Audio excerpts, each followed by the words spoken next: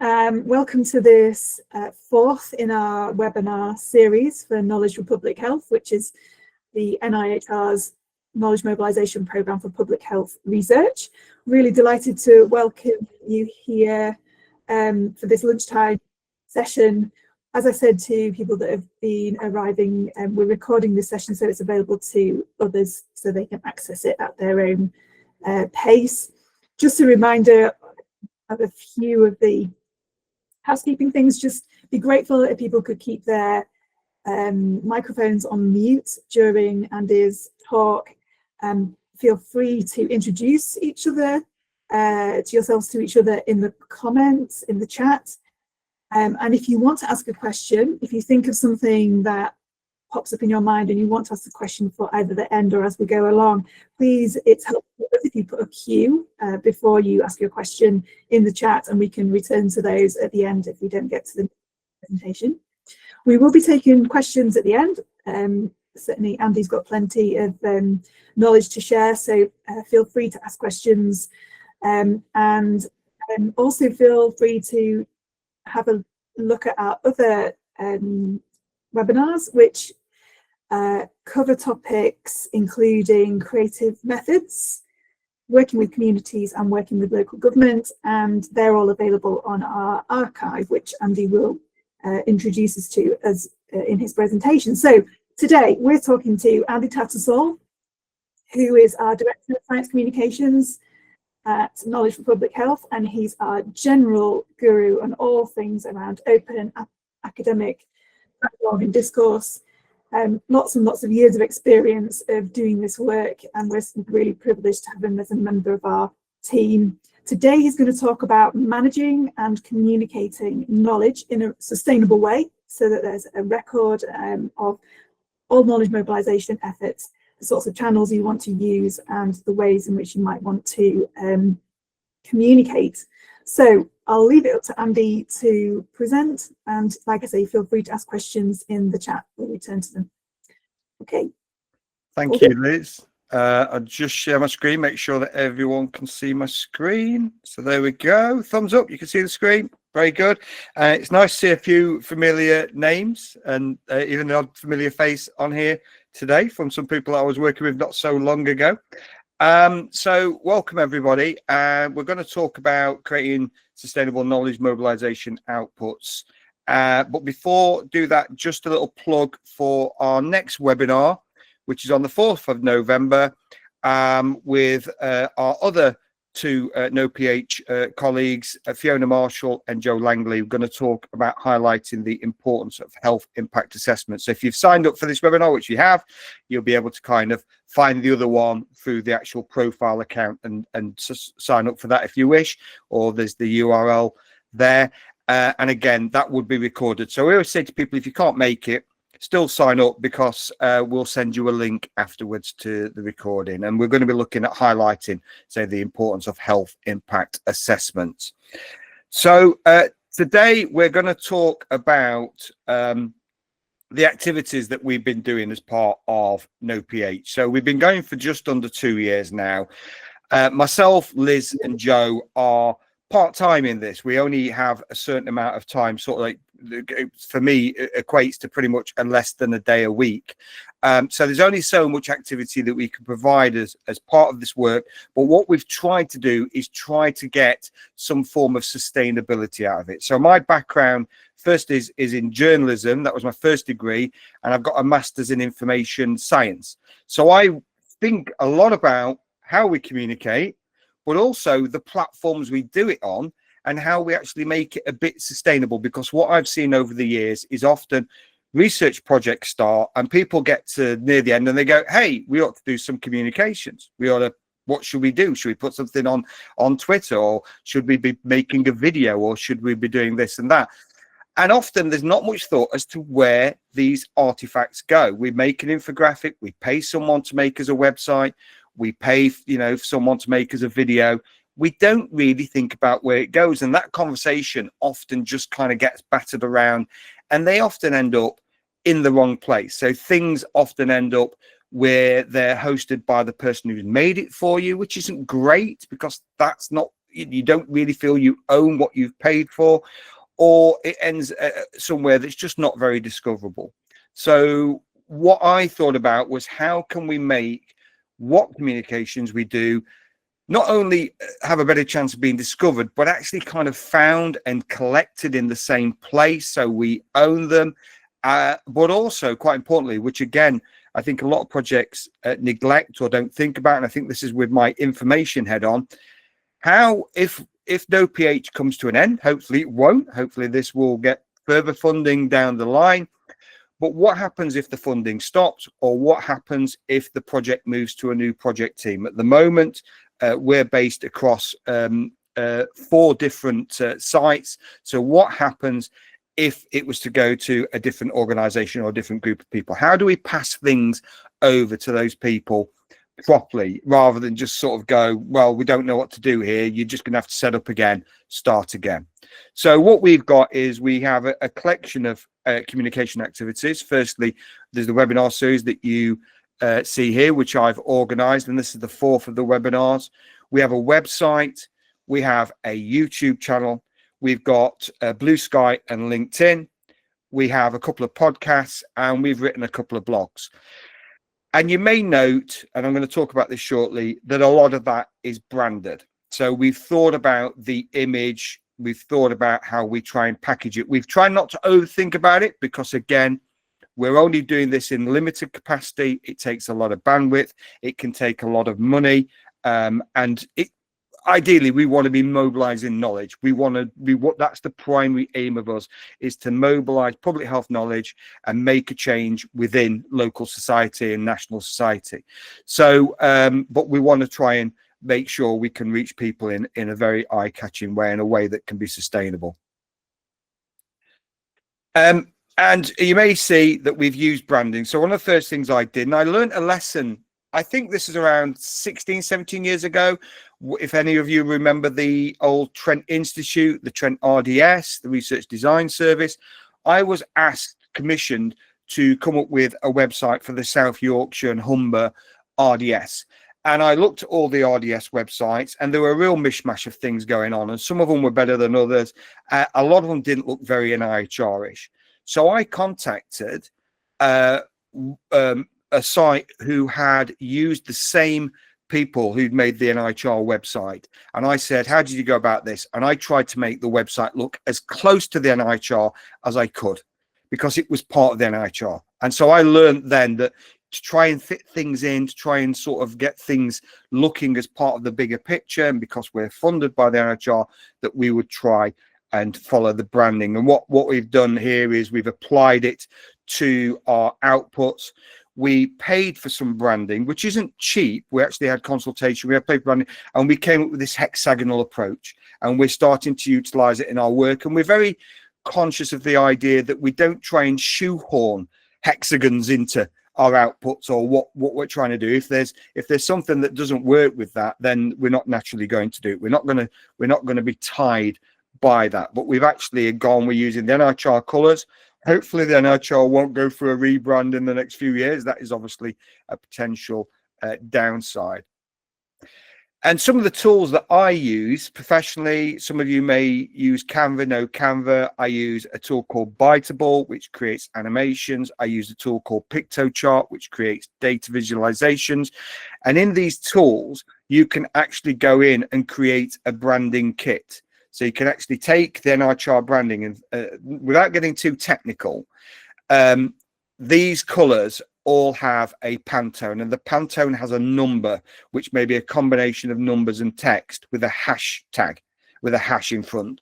And you just copy and paste the NIHR ones, which are freely available on the web. You can go and look at their branding, take the colors off, and then you can apply them to these platforms. So if we make anything to do with KNOW-PH, we can brand it to the NIHR colors. So again, that helps us with getting that message across. So we were going to, as part of this work, as part of our remit is to create outputs and communications to help us mobilize work, public health knowledge from the NIHR to reach people within local government, working within public health, to get that knowledge across to them. And again, this is where the communication side of my work came in, but also the information side. And I wanted to think about how can we do that in a very, very sustained way? Because again, it's very easy to say, well, we'll make a video and we'll put that there, and we'll make an infographic, we'll put that there, we'll use this social media, and it won't have any coherence to it. And we wanted to make sure there was a coherence to what we were trying to do. So what we've got is a layered approach. So there's the sort of the front end. And if you look at the left-hand side of this slide, you can see in the top left-hand corner, there's our website. Below is a platform that we've used to highlight issues relating to the evidence around housing and health. And we'll show you that shortly. And below that is our YouTube channel. So they're the things that you'd come across. If you want to know about KNOW-PH, you're going to find us through our website. You're going to find us through LinkedIn. You're going to find us through Blue Sky. You're going to find us through YouTube. Behind that, we use a platform called Figshare, and we spoke to the NIHR in our initial discussions when we got going. The colleagues we were talking to were not aware of Figshare. Figshare is one of various platforms out there where you can archive academic related content. Primarily it was for data, but you can archive pretty much anything in there. You can put videos in there, you can put podcasts in there, you can put posters in there, you can put protocols in there, data sets, whatever you want. The benefit of Figshare, which is owned by Digital Science, it was set up originally by itself by a guy called Mark Hannell, but the benefit of this is it gives you viewable, downloadable stats. It gives you a DOI. So for those not aware, that's a digital object identifier. That is a unique number that is tied to the artifact, that will always be tied to it. And in any forms of communications, that can be then picked up, and that creates other metrics relating to alt metrics. So that will pick up where perhaps the artifact might have been cited in a blog, might have been cited in policy, it may have been cited on Wikipedia. It tells us some interesting stuff that we wouldn't possibly find out. It also gives us a citation as well, so you can get a citable DOI that you can put, and it's a formatted reference. So that was key to us, to have one place that we could put all this stuff in that we made. So if we make a video, it goes in there. If we make a podcast, it goes in there. If we make a poster, it goes in there. Our protocol goes in there. They all get their own DOIs. Another discussion we had initially with the NIHR, and this was one that I think was fresh to the NIHR, I don't believe they'd had this, was we were based at 3 different sites at the time: Hallam, Nottingham and Sheffield. How can we, without working with our institutions, have a place to keep all of our work in? So if we're doing some kind of evidence summary, if we're writing some kind of report, how can we do that without actually having to have things set up via our institutions? And I found out that the NIHR uses Google, as they do at other institutions. University of Sheffield uses Google. I asked whether we could have a Google account each. So we all got our own NIHR address. So mine is andrewtattersall@nihr.ac.uk. As part of that, I've got a Google Drive. We've got a Google Shared Drive. So all of our work takes place in there, and it's shared amongst us, and it's shared with people from the NIHR who work with us. And there's also a generic KNOW-PH at NIHR. So the benefit of that means that if any of us leave an institution, if any of us move, if new collaborators come in, we've got this content all in one place. So that sits right in the background. The benefit of this is when this project comes to an end, if it does come to an end or is passed over, the NIHR already own everything. They own the Figshare account because it's tied to an NIHR email address. They own the Google Drive account. They own the YouTube channel. They own the website because it's made in Google Sites. So everything is theirs. We've packaged it. We've made it to ease of passing it over. We don't want to hand it over. We want to keep doing this work. We think we're doing a good job, but we've made it sustainable.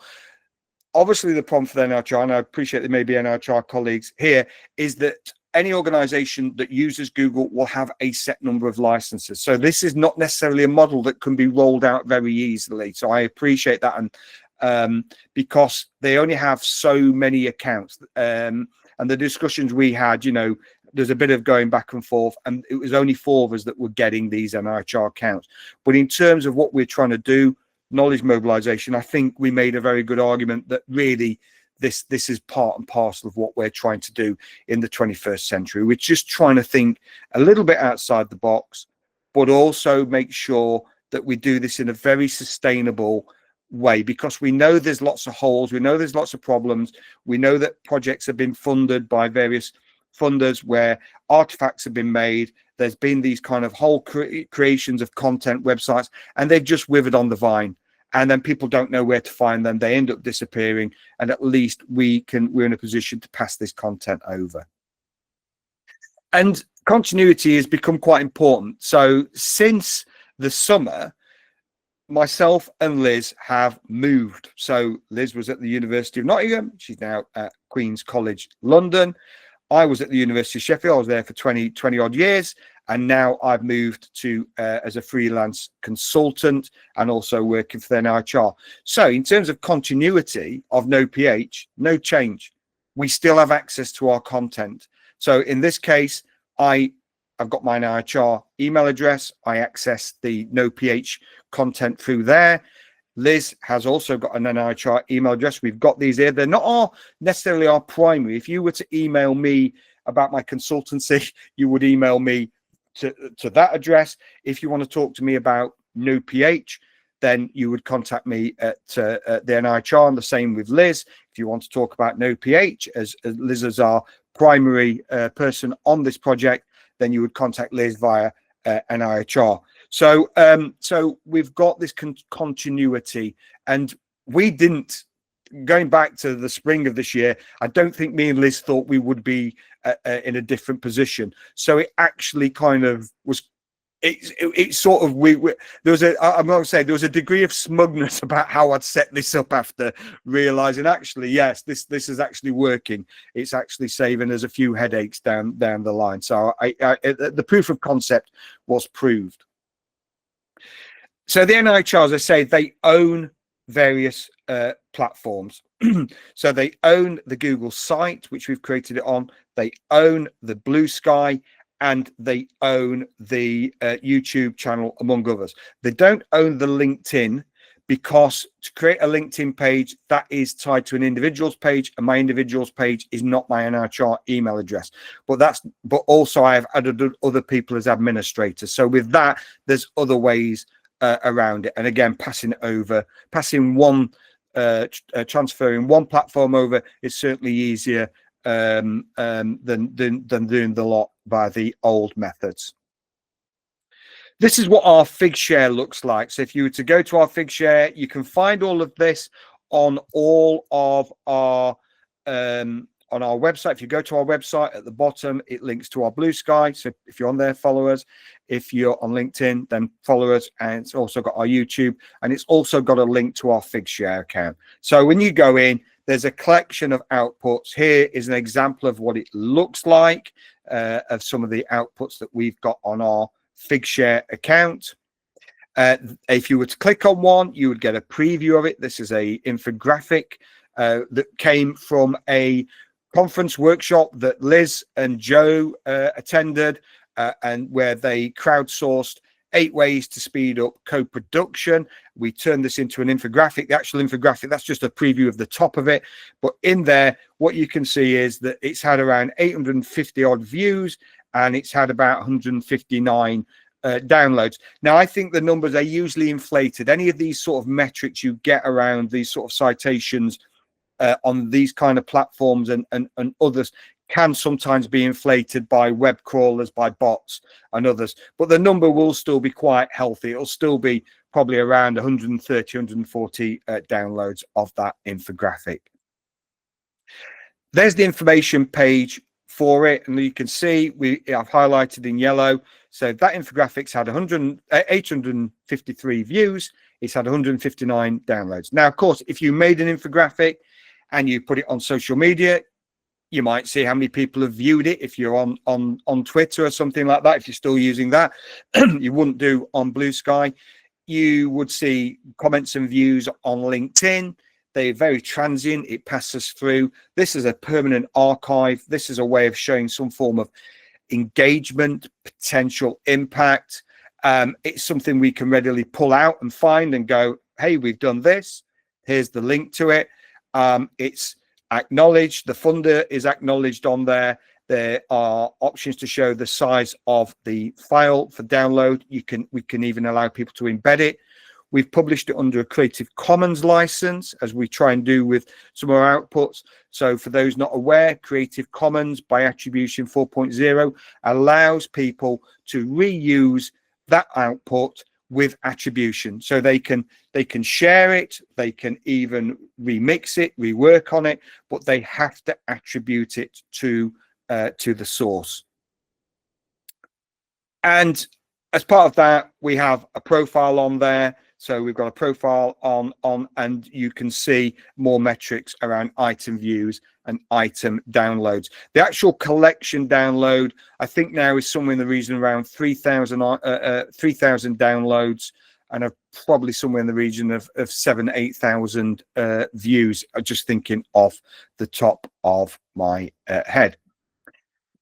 So here's an example of a podcast. So I produced a podcast series. A lot of the things I do is podcasting. I've got a lot of experience in podcasting, and I produced a podcast series for the University of Sheffield called Communicable Research, where I was the host and the producer. And this was hosted on Spotify and on Apple Podcasts and others. But we also archived the podcast on Figshare. And there's pros and cons here. One, primarily, you want to put a podcast on a platform that is more ubiquitous, such as Apple, such as Spotify, because an awful lot of people use it. You want to reach people. It's also very mobile friendly, and you do get play stats. You get some kind of play stats. Our Figshare version, which of course is a duplication of work, but I don't think it's an overly laborious thing to go and upload something in two places, is one, this is a credible research platform. The conversation you can see there, which is around embedding public and community engagement in decision making, is an interest to policymakers as well as academics. And so we've put it there on a credible research platform. It becomes a citable artifact with everybody's name, a citation, a DOI. The Figshare is owned by an NIHR-owned email account. We get play and we get download stats. We also get altmetric data, and potentially it's a sustainable archive. There's nothing guaranteed in this world, we can appreciate, but at least it's got a chance of being there for longer than if we just put it out on somewhere else. So, and at least it's part of a collection. We can put it on YouTube. That's great. It's part of a YouTube playlist and a collection, but we're bringing it also into the umbrella of everything else in one place. There are potential challenges and barriers. Not saying any of this is perfect. We are learning. I'm constantly learning. The question here is, are all these platforms accessible to anyone? If you work in NHS, are you going to be able to access Figshare? I'd like to think you would, but you may not be able to access something like Spotify. So, and again, I appreciate things have changed over the recent years in terms of NHS and access, but I'm not so au fait as I used to be in terms of what kind of platforms get blocked, which don't. It's also a duplication of effort because obviously, as I say, me and Liz and Joe are part-time. There's only so much time you have. So you're trying to maximize the benefits for the impact, the cost benefit of this. You're also splitting view and play stats. We appreciate that there's two sets of stats there, but again, collating them isn't a huge piece of work. And again, it might work for different people that they want to watch something on Spotify, and somebody else will just feel happier because they don't like Spotify and they're happy watching it on Figshare. And of course, third parties can come and go. Things can turn off at the drop of a hat. And it was only 6 months ago that Google decided they would get rid of Google Podcasts, where my old podcast series was hosted. So these things just come and go, and there's very little you can do about it. But at least if you can try and have things in an archive, you're trying to negate some of those problems. This is, and I suggest you have a look at this. This was a piece of commissioned work. Some of you here will know Nifty Fox, will know Laura Nifty Fox. We asked Nifty Fox to create a kind of an evidence board.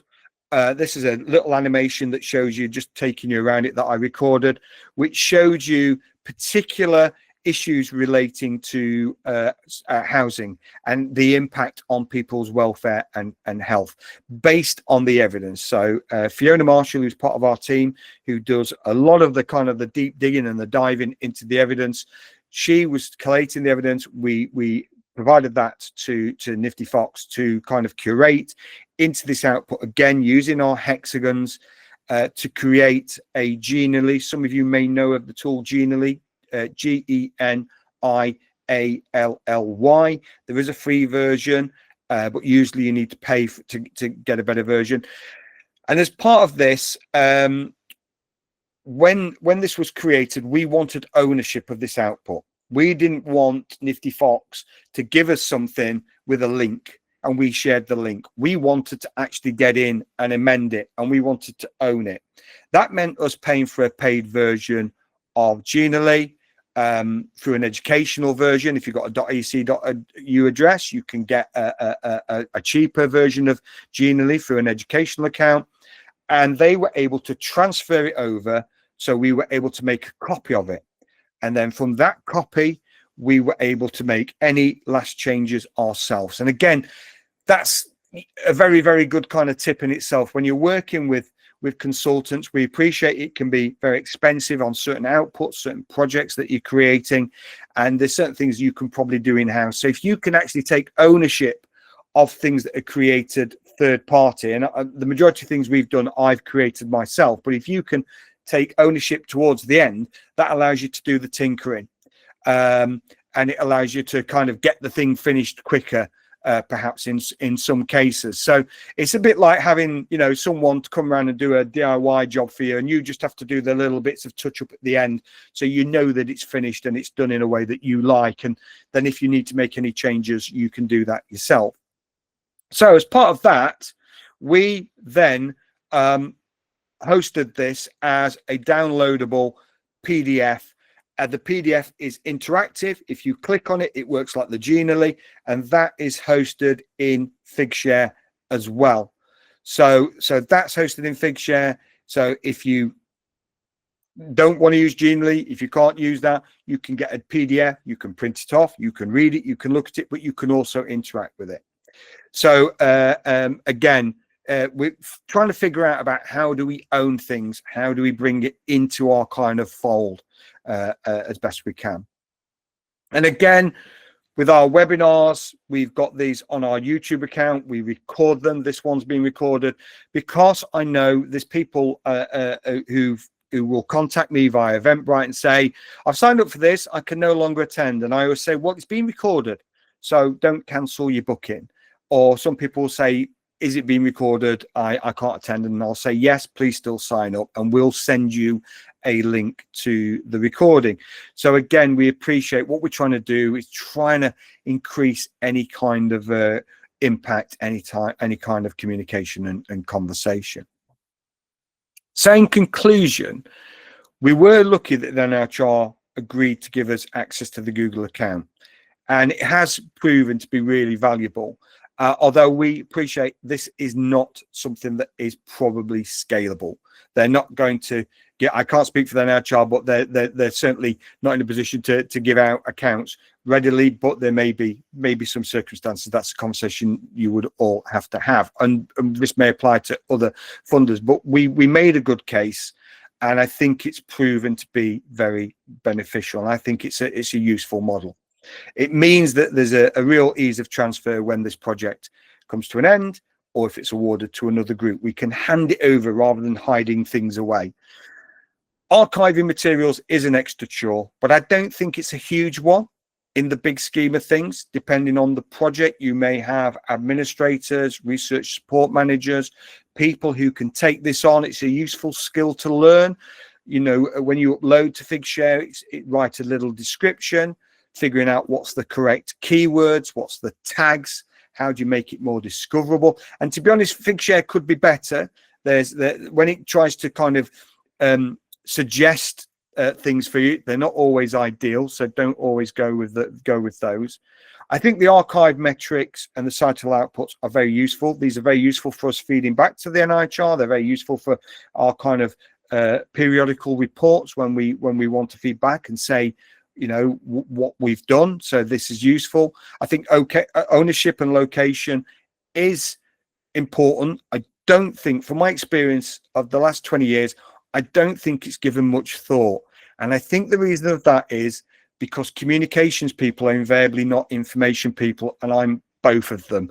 So I'm a hybrid, and I think a lot about information literacy. I think a lot about archiving. I think a lot about open science, and I think about dissemination. So there's my journalism ticking away in the background. How do we reach people, and how do we make it as good as we can? I'm still always learning, even 20 years on. So, you know, it's a learning curve for me. I think developing a visual identity does help build the profile of that work. So people get to see and they go, oh, that's KNOW-PH work. That's KNOW-PH. I know what these guys do. It's the drip, the kind of the feeding through the system. It's always a slow process. Reaching people is hard. Reaching members of the public are very hard. Reaching policymakers is hard, and that's what we're trying to do. We're trying to learn how to do this in a really sustainable way that actually kind of makes good use of that funding.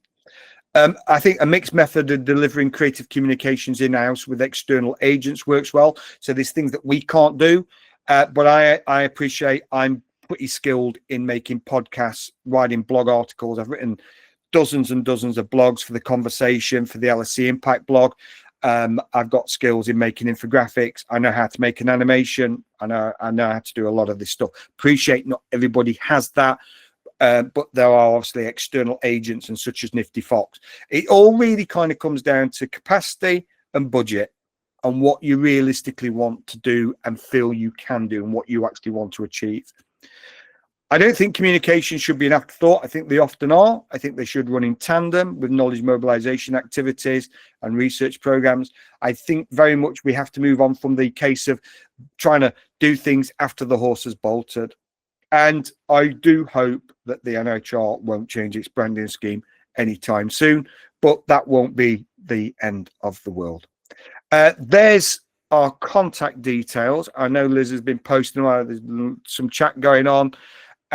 This is recorded anyway, so you will be able to kind of refer back to these, and there are mine and Liz's NIHR email addresses. So I'll hand back to you, Liz.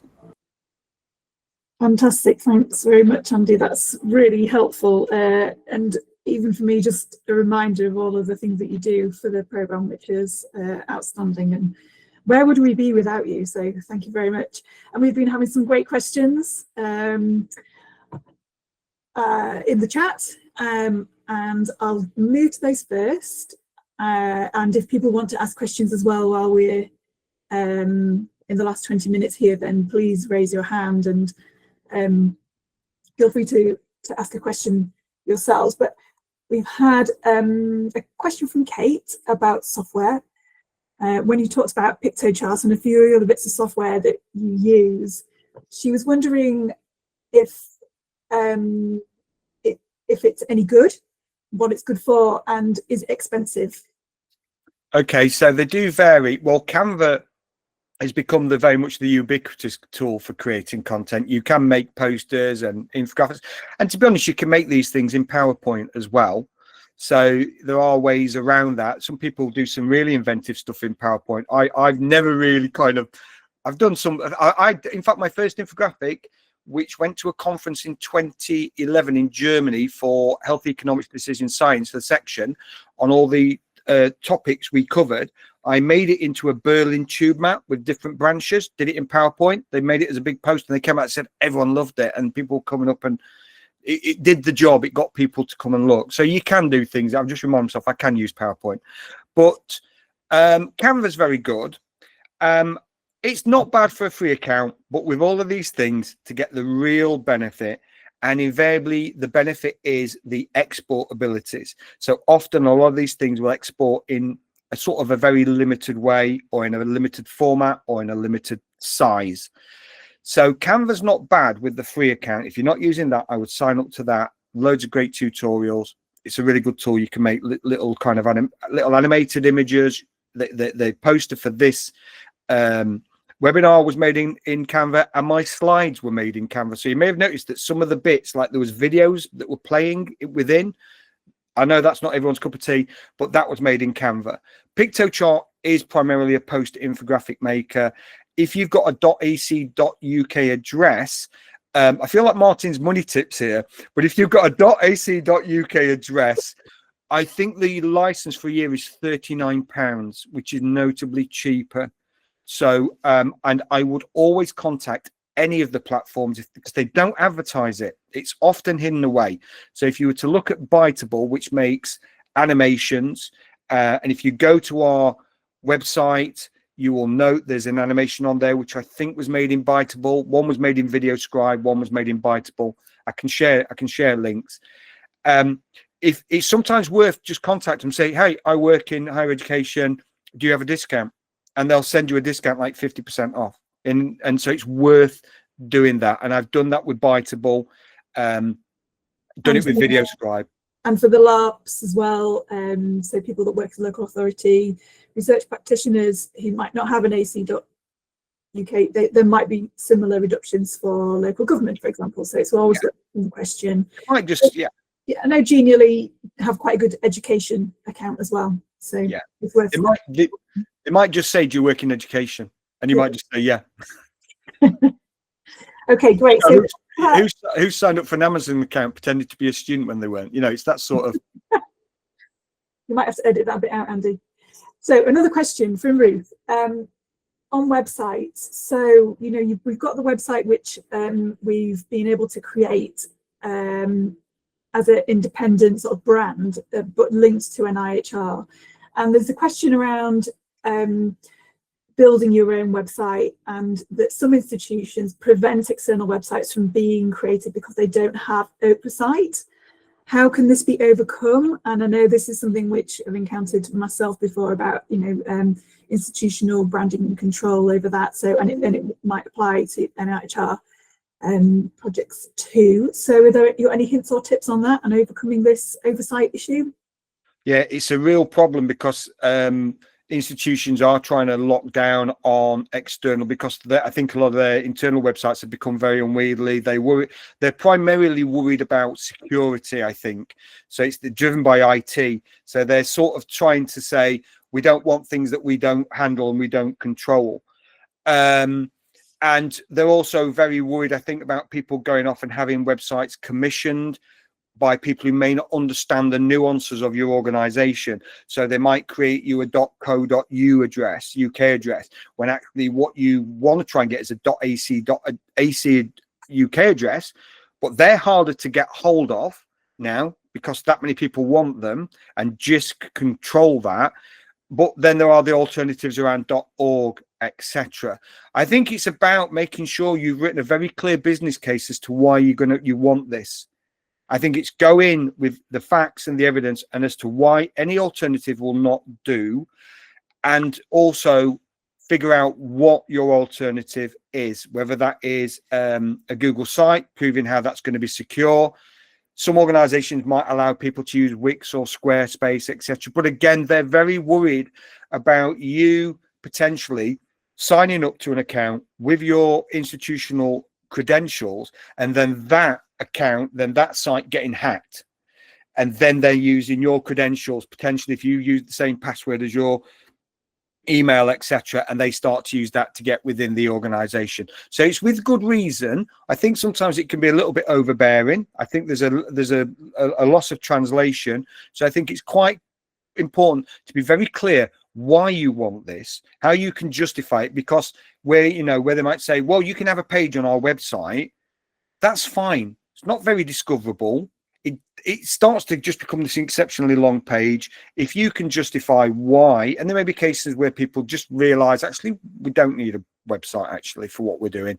But I think it's build a strong business case, Make sure you get in the right URL type, and prove that you can make sure it's secure and is going to be looked after, because there is the other element as well around reputation. They will obviously worry about, well, they've made something, it's got our branding on, but it looks terrible. So there's all that. You've got to make a few promises. Yeah, and there's also the option of, if you don't have a web presence, you can always put all of your things, outputs of knowledge products, on Figshare. And there is a question here from Rebecca about Figshare. So how do you start working with it? Is it open to everybody? Can you create your own account? What's the deal? You can. Now, we've only got a free account. Organisations such as Sheffield and Nottingham and others will have got institutional ones. So with that, you get a little bit more, I think. You get a little bit more support, because you're sitting under that umbrella. So if you're going alone, you are sort of dealing with Figshare. Now, I found Figshare to be a very, very responsive company, but I do know Mark Hanold as well, who set it up. So there's a little bit of a kind of a connection there, which I appreciate. But there are others, I think, like Zenodo. There are other platforms that will do this for you. So in terms of setting up, you would create your account. Now, you have to be wary again, because with free accounts, you're going to be limited to how much space you can have. If it's under an organization, you're going to have relatively unlimited, because they're going to be putting in massive data sets. So if you're someone who's got a terabyte data set here and then you want to start using it on a free account, you might struggle in terms of what it can do for you. But then there will be options to pay to get that. So you would just create an account, and uploading is fairly straightforward. And there are various fields that you must fill in as part of that. There will be various tutorials. There's good help guides with Figshare. And then once you've got 2 or 3 things, you can create a collection, and then you can start to add those to the collection.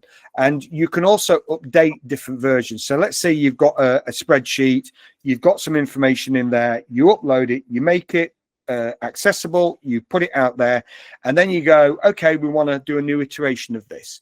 So what you would do is re-upload to that actual previous upload, and it will create a new version, and you just publish the new version, and then version 1 will sit there, version 2. So what you don't want to do is update a spreadsheet every 6 months and end up with 6 different Figshare spreadsheets. What you want is one that has versions, so you can almost go back and see a version control. In the same way, I think things like GitHub would work, etc.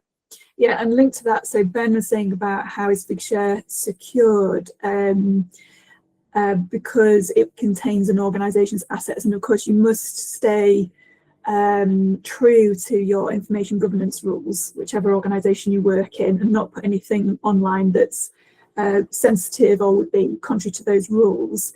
And make sure that you've got the licensing right. Is that right, Andy? What's the deal about licensing? Yeah, so I don't know if there's limitations on the licensing for a free account. We publish everything under Creative Commons, because what we're invariably putting out there are things that we're sharing anyway, isn't it? So we're the kind of the other stuff sitting in the Google Drive under that other umbrella, that's away from that. So what we're putting in are things we actually want to tell people about and show them.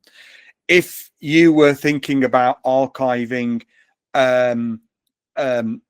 patient data, some research data, then of course that's got to go through the information governance to ensure that it's been correctly anonymized. You're going to have to speak to information governance people, and they would want those correct due diligence taken out on Figshare for you to do that. Now, Figshare will have got due diligence for the enterprise accounts. When an organization aligns and pays Figshare, they're paying for that security, they're paying for that due diligence. And in such as a university, they will have open research managers, data managers, that will potentially check for any kind of issues when things are uploaded. So you've got a few kind of safety checks there. When you're on your own doing this and you start thinking, well, this is a great place for me to start archiving content, you do need to think first and foremost, what is my institution requirements? What is the actual content I'm putting in there? Does it need to be in there? But and if so, has it had all the proper anonymization? Has it had everything removed that shouldn't be in there when it is uploaded? And has it met funder requirements? So there's those usual checks and balances that you would do as any part of any information governance part of a research project. So I think it's horses for courses. You treat each thing on merit. Yeah, and you have to have your publications head on, thinking that this is going out into the public domain if that's where you're committed to putting it. Okay, so a few extra questions here too. So from Joe again, is it a challenge to monitor engagement across the different platforms that we use? So we're really lucky to have you, and we can draw down data and information from the different platforms. Of course, it's very difficult and impossible to probably find out where you're having one person engage across two platforms, because you're double counting there. But is it okay to monitor? Is it straightforward? I think it is. We're not on a load of platforms. We've got Figshare, we've got Spotify, we've got YouTube, we've got LinkedIn, we've got Blue Sky. So we can, when Liz contacts me, say every 6 months, can you just give me some figures for an update for a report? It might take 20-30 minutes just to go through that. I don't get kind of hung up on it. I don't spend time looking and seeing if things are updated and going. We just again, we are limited in how much we communicate. So if you go to the LinkedIn and Blue Sky, you're not seeing us posting every day, because we're not working on this every day, which is a shame. But if there was more capacity, then you would see more communications happening as part of that. So I don't think it's overly laborious. What I'd say is that you're actually using things that are giving you metrics when in the past we didn't. So 7-8 years ago, someone would say, well, all these activities you've been doing, what's happening with them? And now we can say, well, that's been downloaded X amount of times. That's actually got some alt metric data. So we know that's been shared on Blue Sky, and we know that that's been blogged, and we know this. And those numbers can only go up. And, we shouldn't get hung up too much on the metrics. They can be deceiving. All metrics can be deceiving, but at least we're getting some information we never used to get. Yeah, absolutely. Yeah, it's been a real help for us to ensure that we've got a sense of engagement, however big or small, and what might be working well and what doesn't work quite so well. So that's helpful. And another question from Joe about useful training on animations. So Joe, I created a short animation using software. So you can have templates in some of these software packages. So I developed one using Genially. Andy, you've used other software, haven't you? So I haven't had any training, but I've still been able to cobble stuff together, because we're very much into the doing things quickly, rapidly, meeting need as they arise, rather than creating these lovely perfect animations. But Andy, what have you used? So I've used a tool called VideoScribe over the years. I've used that for about 10 odd years. That's the original one that had the hand that used to draw the things. And actually, I made one for a colleague, Phil Powell, and a collaboration that he was working on, your qual, where it was in Swedish. And I had to narrate a Swedish one, where the person who'd actually narrated it gave me such a helpful guide, so I knew all the animations went in the right bits. And it was a real task. But Bitable's good. There are several out there. Powtoons, Nawmal, which is Nawmal. There are lots out there. They are limited with free versions. Some of them do have quite steep learning curves, and making animations does require a certain set of kind of principles and a sort of you need to sort of, what I'd always say is, these tools are really cool. They're really funky. Don't go and rush in and go, I'm going to make my first video. I'm going to make my first animation this afternoon because I've seen this and it's great. It'll probably be rubbish, because what you have to do is you have to storyboard it, because what you end up is with loads of stuff that's just not needed. You end up with a 4-minute video that needs to be 2 minutes, and storyboarding it and scripting it and thinking about the images. And again, with these platforms, you are limited. If you want a bespoke animation, let's say you want an animation around let's say around bowel cancer screening. Okay, so you need some very, very kind of bespoke imagery in there that captures about that process and the importance of it. A free package may struggle to give you something that's got some of those nuances in there, but then if you go to someone who can design and draw and create these kind of vectors and these images, you probably are looking at around 5,000 to 6,000 more pounds to have a 4 or 5 minute animation made. So it depends on budget, but you can make good animations yourself. You can learn how to make them. I teach people how to make them. There are things that you can do. And what you have to think about is the important thing is the message. It's what you say. It's sometimes about how clear it is. It's about what you're just trying to get someone's attention. If someone says, hey, that was a really cool video and I'm interested in how you made it, and that starts a conversation that leads you to talk about the content and the research, then I think that's acceptable. It's a shop window that got you in to have that chat, in the same way an academic poster can do that as well. So I think that that's totally fine as well. But some of these tools do have learning curves, which means you can easily waste a day or two making things that when you actually look back at it a week later, it's not that good. And I've done it, so I'm only speaking from experience. Yeah, and sometimes not that good just does the job, like you say. If you're trying to, it depends what kind of door you're trying to open, doesn't it? It doesn't have to be perfect. Yeah, and if you can get a good mic. There's my mic. Yeah. Good top tips. You've got so many hints and tips. Are there any other questions in the room? Just want to make sure everyone's got 5 minutes before they hit their probably 2 o'clock set of meetings. But if anyone wants to raise a hand or come on screen, it'd be great to see some faces. Anyone brave enough? Plenty to go on there. I'm just going to copy in that form. So like I say, we do lots of engagement work at KNOW-PH. This is a feedback form for the session today. It'd be great if you could complete it for us so that we keep on improving what we do. And yeah, thanks Andy, thanks to everyone attending, and do feel free to get in touch with us at KNOW-PH if you've got any other questions or queries. Thank you so much. Thank you, everyone. Okay, great, bye. Bye.